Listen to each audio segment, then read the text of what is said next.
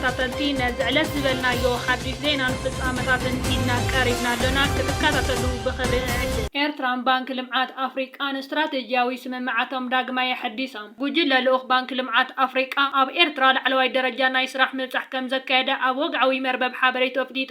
እቲ ዑደት ኣብቲ ኣብ እምነት ግብራውነት ዝተሰረተ ዝምድና ክልቲኦም ወገናት ዘተኮረ ኮይኑ ንቐጻሊ ወፍረታት ልምዓትን ስራሕትን ሓድሽ ምዕራፍ ዝጸረገ ምዃኑ ተገሊጹ። እቲ ባንክ ልምዓት ኤርትራ ኣብዚ ሕጂ እዋን ድሩት ዓቕሚ ምምንጫው ጸዓት ኤሌክትሪሲቲ ከም ዘሎ ብምሕባር ነዚ ብድሆ እዚ ኣብ ኤርትራ ጥራይ ዘይኮነ ኣብ መላእ ትሕተ ሰሃራ ኣፍሪቃ ከም ሓደ ዓብዪ ስትራቴጂካዊ ዕንቅፋት እዩ ዝርኦ። ኣብ ትሕቲ ሰሃራ ኣፍሪቃ ኒው ዴል ኦን ኢነርጂ ፎር ኣፍሪካ ብዝብል መደብ ክሳብ 2030 ንኹሉ ማሕበረሰብ ጸዓት ንምብጻሕ ይሰርሕ ምህላው ይፍለጥ። ኣብ ኤርትራ እዚ ቀረብ ጸዓት ብመርበብ ካብ ዝተኣሳሰሩ መደብራት ሓይሊ ኤሌክትሪክ ሕርጊጎም በለዛን ማለት 22 ሜጋዋት ተወሳኺ ዓቕሚ ዝተተኽሎ ከምኡ እውን ብነናተን ጀነሬተራት ካብ ተሰነይ ባሮንቶ ዓዲ ቀይሕ እዩ ኣገልግሎት ዝህብ። ነዚ ንምቕያር እቲ ልኡኽ ድሮ ኣገልግሎት ጀሚሩ ዘሎ ናይ 30 ሜጋዋት መመንጨዊ ፀሓያዊ ጸዓት ደቀ ምሓረ ብኣካል ተዓዚቡ። ብተወሳኺ ካብ ተሰነይ ባሮንቱ ከርከበት ሓደስቲ መመንጨዊ ፀሓያዊ ጸዓት ንምትካል ዘኽእል ስምምዓት ከም ዝተበጽሐ መርበብ ሓበሬታ እቲ ባንክ ኣረጋጊጹ። እቲ ላዕለዋይ ደረጃ ዝተባሃለ ዘተ ድማ ኣብ ምምሕያሽ መጓዓዝያን መሰረተ ልምዓትን ዘተኮረ ምንባር እውን ሓቢሩ። ብመሰረት እቲ ባንኪ ዘውፅኦ ጸብጻብ ኣብ መንጎ ምጽዋዕን ተሰነይን ዝዝርጋሕ ኣውራ ጎደናን ፕሮጀክት ልምዓት ኣገልግሎት ገማግም ባሕርን ዘሎ ምዕበለታት ከም ዝገምገመ ገሊጹ። እዚ ወፍሪ እዚ ኣካል ናይቲ ባንክ ልምዓት ኣብ መላእ ኣፍሪቃ ዘሰላስሎ ዘሎ ዘባዊ ናይ ምትእስሳር ስትራቴጂ ኮይኑ ንኤርትራ ምስ ጎረባብቲ ሃገራት ብምትእስሳር ንንግዳዊ ልውውጥ ቁጠባዊ ዕብየት ክሕግዛት ትጽቢት ይግበር። ብመሰረት መርበብ ሓበሬታ እቲ ባንኪ ካብቶም ክህነፁ ዝተወጠኑ 21 ዲጋታት ህንፀቶም ተዛዚሞም ንሓረስቶት ኣገልግሎት ዝህቡ ዘለው ኣናእሽቶይ ዲጋታት መናእሰያት ኣብ ትካላዊ ቴክኒካዊ ሞያ ዝቐስሙ ዘለው ስልጠናታትን ብልኡኻት እቲ ባንኪ ተበፂሖም ከም ዘለው ገሊጹ። እዚ ኣብ ኤርትራ ዝካየድ ዘሎ ፕሮጀክት ምምካት ድርቂ ኣካል ናይቲ ባንክ ልምዓት ኣፍሪቃ ኣብ ዝተፈላለየ ሃገራት ቀርኒ ኣፍሪቃ ከም ኢትዮጵያ፣ ሶማልያ፣ ኬንያን ንለውጢ ኩነታት ኣየር ንምምካት ዝግበር ዘሎ ተመሳሳሊ ወፍርታት እዩ። እቲ ብዋና ዳይሬክተር ምብራቕ ኣፍሪቃ ኣሌክስ ሙቢሩ ዝተመርሐ ልኡኽ ምስ ላዕለዋይ ኣማኻሪ ፕሬዚዳንት ኣቶ ሓጎስ ገብረህይወት ከምኡ እውን ሚኒስተር ፋይናንስ ሃገራዊ ልምዓት ኣቶ ገርግሽ ተኽለማርያምን ብምዝታይ ነቲ ኣብ መንጎ መንግስትን እቲ ባንክን ዘሎ ልዑል ናይ ስራሕ ተወፋይነት ዘርኢ ምዃኑ ገሊጹ። ባንኪ ልምዓት ኣፍሪቃ ምስ ትካላት ሕቡራት ሃገራት ዩኤንዲፒን ዩኒሴፍን ብምትሕባር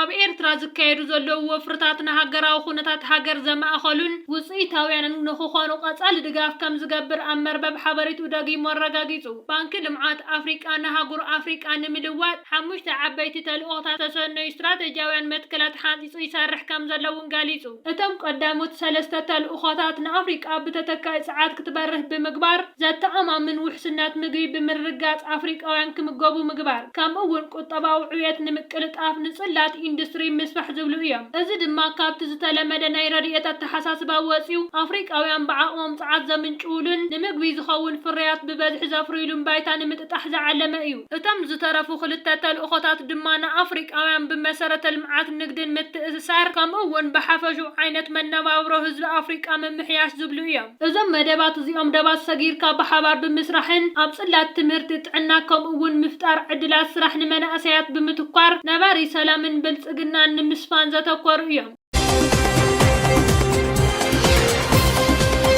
ሚኒስተር ጉዳያት ወጻኢ ኤርትራ ኣቶ ዑስማን ሳልሕ ምስ ኣምባሳደር ህንዲ ተራኺቡ ዘትዩ። ትማል 12 ግንቦት 2026 ሚኒስተር ጉዳያት ወጻኢ ኤርትራ ኣቶ ዑስማን ሳልሕ ምስ ኣምባሳደር ህንዲ ኣብ ቤት ጽሕፈት ሚኒስትሪ ጉዳያት ወጻኢ ኤርትራ ተራኺቡ ከም ዘተየ ተገሊጹ። ዕላማ እቲ ርክብ ዝምድና ኤርትራን ህንድን ብዝያዳ ንምሕያልን ብፍላይ ድማ ኣብ ጽላታት ትምህርቲ፣ ጥዕና፣ ሕርሻን ንግድን ዘላ ሓበራዊ ምትሕብባር ብዝያዳ ብምዕባይ ዘተኮረ ምዃኑ ተገሊጹ። ብዘይካዚ ክልቲኦም ሚኒስተራት ኣብ ሁሉ ጸጥታዊ ምዕባለታት ዞባ ቀርኒ ኣፍሪቃ ቀይሕ ባሕርን ህንዳዊ ውቅያኖስን ኣተኪሮም ዘትዮም።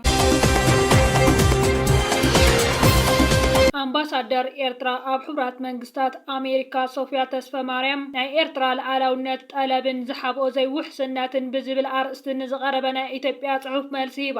እታ ኣምባሳደር ኣብ ናይ ኤክስ ገጻ ኣብ ዘቕረበቶ ጽሑፍ ሉዓላውነት ምሉእነት መሬት መሰረታዊ መትከላት ሕጊ ዓለም ምዃኖም ገሊጻ ኤርትራ ብሰንኪ ታሪክ ምውራርን ውግእን ነዊሕ ቃልሲ ናጽነትን ጉዳይ ዶቡን ሃገራዊ ድሕነትን ብጥንቃቐ ከም እትርእዮ ኣብሪሃ። ብተወሳኺ እታ ኣምባሳደር ኣብ ኢትዮጵያ ብዛዕባ ቀይሕ ባሕሪ ዝዝረ ዝርረብ ዘሎ ዘረባ ኣብ ዞባዊ ርግኣትን ተዓላውነት ሃገራትን ስጋት ከም ዝፈጥር ኣጠንቂቓ ብተወሳኺ ውሳነ እገዳ 2009 ሃገራዊ ኣገልግሎትን ብዝምልከት መርገፂ ኤርትራ መጉይታ ዘላቒ ሰላም ኣብ ቀርኒ ኣፍሪቃ ብኽብሪ ንልዓላውነት እምነት ትዕግስትን ጥራይ ክህነት ከም ዝኽእል ኣስሚራትሉ ሶማሊያን ሕብረት ኢሮጳን ኣብ መቃዲሾ ፈላማይ ዘተ ሽርክነት ኣካይደን ኣብ ፖለቲካዊ ምርግጋፅ ጸጥታዊ ምትሕግጋዝ ስዳትን ወፍርን ዘተኮረ ዝርርብ ከም ዘካየዳ ሰበስልጣን እቲ ሃገር ገሊፆም እቲ ኣኼባ ብመሰረት ዓንቀጽ 3 ስምምዕ ሳምኣ ዝተኻየደ ኮይኑ ኣብ መንጎ ሕብረት ኢሮጳን ኣባላት ሃገራትን መሻርክቲ ሃገራትን ቅርጻዊ ዘተ ክካየድ ዝድንግግ እዩ እቲ ዝርርብ ዘላቒ ንኽልቲኡ ዝጠቅም ሽርክነት ብዝብል ቴማ እዩ ተኻይዱ እዚ ዘተ ሶማልያ ምስ ግጭት ወሽመጥ ዓረብ ዝተኣሳሰረ ድርቂ ምውሳኽ ሰብኣዊ ድሌታትን ዘባዊ ዘይምርግጋእን ሓዊሱ እናወሰኸ ዝኸይድ ዘሎ ፖለቲካውን ጸጥታውን ሰብኣውን ጸቕጥታት ኣብ ዘጋጥመሉ ዘሎ እዋን ተኻይዱ ሰበስልጣን ሕብረት ኢሮጳ እቲ ግጭት ንቁጠባዊ ኢሮጳ እውን ይጸልዎ ከም ዘሎ ብምሕባር ውድድር ኣህጉራዊ ኣቓልቦን ጸጋታትን ይውስኽ ከም ዘሎ ሓቢሮም ብተወሳኺ ልዕልና ሕግን ዲሞክራታይዜሽንን ሰላምን ምርግጋእን ስደትን ምንቅስቓስ ከምኡውን ኣጀንዳ ቁጠባውን ዓለማውን ኣፍ ደገ ዝብሉ 4 ቀንዲ ጉዳያት ዝሓቖፈ ምንባሩ ጸብጻባት ኤህራን ኦንላይን የመላኽት ብተመሳሳሊ ዛዕባ ድማ ፕሬዝዳንታት ኬንያን ግብፅን ዘትዮም ፕሬዝዳንት ኬንያ ዊልያም ሩቶ ኣብ ጎኒ እቲ ኣብ ናይሮቢ ዝተኻየደ ዋዕላ ኣፍሪቃ ንቅድሚት ምስ ፕሬዝዳንት ግብፂ ዓብዱልፈታሕ አልሲሲ ዘተ ከም ዘካየዱ ጸብጻባት ሲቲጂኤን ይሕብር ክልቲኦም መራሕቲ ኣብ ዞባዊ ጻዕርታት ሰላምን ጸጥታን ሱዳን ሶማልያን ደቡብ ሱዳንን ምትሕብባር ከም ዘድሊ ኣስሚሮምሉ ዝኸበርኩም ተዓዘብትና ንሕጂ ዝበልናዮም ዜናታት ኣብ ዝዛዚምና ኣለና ኣብ ዘለኹም ሰናይ ግዜ እንዳተመነና ኣብ ዝቕፅል ቪድዮታት ክበጽሓኩም ሰብስክራይብ ዘይገበርኩም ሰብስክራይብ ክትገብሩ ብኸብሪ ንዕድም